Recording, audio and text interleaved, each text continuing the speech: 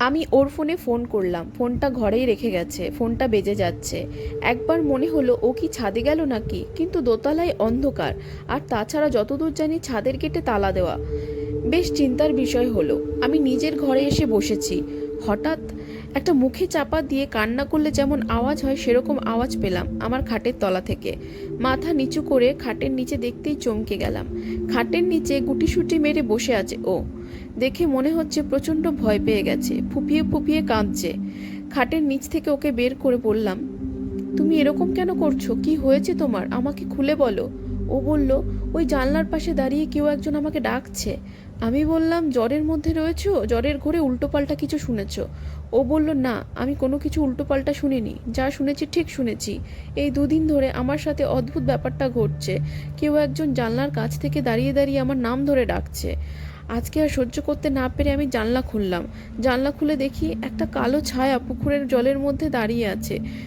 বুক সমান জলে দাঁড়িয়ে আমার দিকে তাকিয়ে হাত নেড়ে আমাকে ডাকছে। ভয়ে আমি পালিয়ে চলে আসলাম। আমি থাকতে পারছি না, আমাকে বাঁচাও। আমার বিশ্বাস ওটা মানুষ নয়। তুমি রান্নাঘরে ছিলে, তখন চা করছিলে, ওটা জানলার ভেতর থেকে হাত লম্বা করে আমাকে ধরার চেষ্টা করছিল। আমি ভয় পেয়ে তোমার ঘরে এসে খাটের নিচে লুকিয়ে পড়ি। ও যখন কথাগুলো বলছিল ওর চোখে মুখে ভয়ের ছাপ স্পষ্ট ফুটে উঠছিল।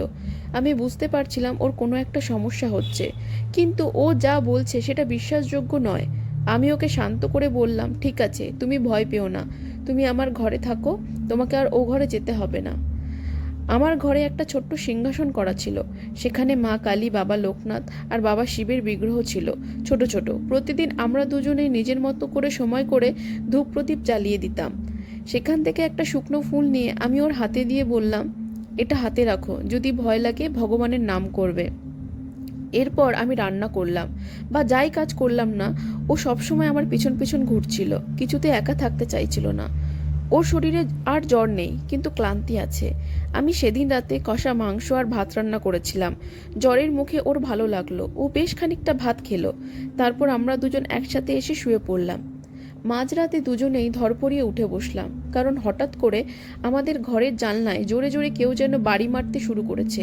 ঘরে আলো জ্বেলে দিলাম, কিন্তু তখনও শব্দ বন্ধ হয়নি। এত জোরে জোরে জানলায় আঘাত হচ্ছে, মনে হচ্ছে কেউ যেন জানলাটা ভেঙে ফেলতে চাইছে। আমার কলিগ ভয়ে আমাকে জাপটে ধরেছে। সত্যি বলতে সেই মুহূর্তে ভয় আমারও লেগেছিল। এমন একটা উত্তেজনাপূর্ণ মুহূর্তে আমি কি করব বুঝে উঠতে পারলাম না। ওর হাত ধরে দুজনেই রুম থেকে বেরিয়ে এসে বসার ঘরে বসলাম। তখনও জানলায় কনস্ট্যান্ট আওয়াজ হয়ে যাচ্ছে। আমি ওকে বললাম, তুমি এখানে বসো। আমি একটু নিজে সাহস জোগাড় করে আবারও ঘরের ভেতরে ঢুকলাম। ঠাকুরের সামনে থেকে গঙ্গাজল নিয়ে জানলার উপর ছিটিয়ে দিলাম।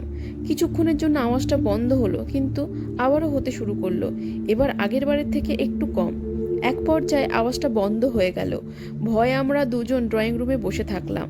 কারো সাহস হলো না বেডরুমে গিয়ে শোয়ার।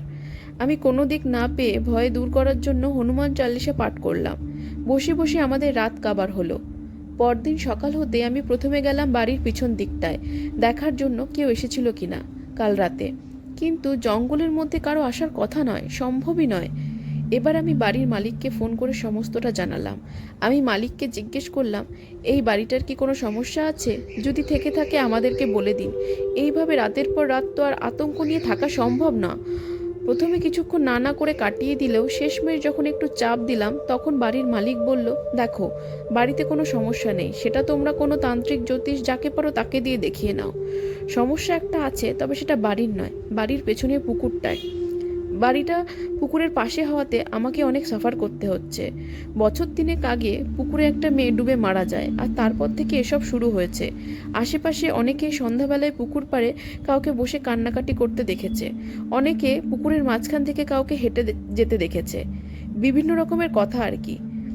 আমি যদিও চোখে কিছু দেখিনি, তবে এই 3 বছরে ওই বাড়িতে মোট 5 জন ভাড়াটিয়া আসে। তোমরা ছিলে 6 নম্বর। ওরাও 1-1.5 মাসের বেশি কেউ থাকতে পারেনি। সকলেই বলে পেছনের জানলা থেকে কে যেন ডাকে, কথা বলে। মানে তোমরা যে এক্সপিরিয়েন্স করেছো অমনই তাদের সাথে হয়েছে। সব কিছু বিস্তারিত শোনার পর আমি সিদ্ধান্ত নিলাম আর কোনোভাবে এই বাড়িতে থাকা যাবে না। কষ্ট করে আরও 2 দিন থাকলাম, তারপরে আমরা ওই বাড়িটা ছেড়ে দিলাম।